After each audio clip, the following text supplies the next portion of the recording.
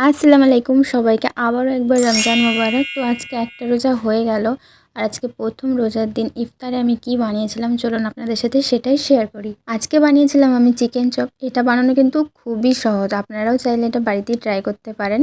তার জন্য আমি প্রথমেই কড়াই তেল নিয়ে নিয়েছিলাম আর তার মধ্যে দিয়েছিলাম গোটা জিরে আর এটাকে একটু নেড়ে চেড়ে লাল করে নিয়েছিলাম। আর তারপরে দিয়ে দিয়েছিলাম আমি এর মধ্যে পেঁয়াজ কুচি, লঙ্কা কুচি, ধনেপাতা কুচি, এগুলো দিয়েও এগুলোকে একটু হালকা ভেজে নিয়েছিলাম।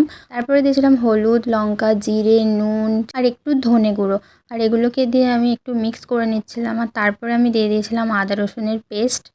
এটাকে দেওয়ার পরেও আমি ভালো করে মিক্স করে নিচ্ছিলাম। আর এগুলো না একটু গায়ে ধরে যাচ্ছিলো, তাই আমি সামান্য পানি অ্যাড করেছিলাম এর মধ্যে। আর তারপরে এই মশলাটা ভালো করে মিক্স করে নিচ্ছিলাম পেঁয়াজ লঙ্কাগুলোর সাথে।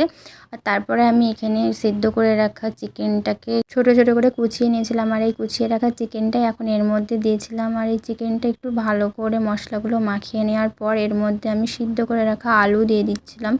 আর আলুটাও এর মধ্যে ভালো করে মিক্স করে নিচ্ছিলাম, যাতে সমস্ত চিকেনগুলো আলুর মধ্যে ভালোভাবে মিশে যায়। ঠিক যেভাবে চপের আলু ভাজা হয় সেই রকমভাবেই এটাকেও ভেজে নিতে হবে সুন্দর করে।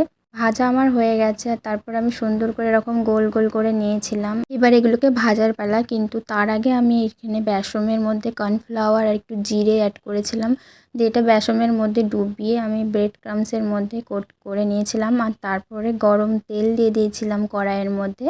আর তারপরে এগুলো একটা একটা করে আমি দিয়ে দিচ্ছিলাম এর মধ্যে। আর মিডিয়াম ফ্লেমে এটাকে ভাজতে হবে, জোরে দিয়ে ভাজলে এগুলো পুড়ে যাবে, তাই আমি মিডিয়াম ফ্লেমেই দিয়েছি।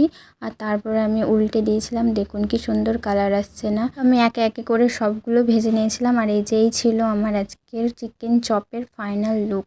দেখতেই কতটা লোভনীয় লাগছে তাই না? সত্যি বলবো, এটা খেতে কিন্তু দুর্দান্ত হয়েছিল। আপনারাও চাইলে এটা বাড়িতে ট্রাই করতে পারেন।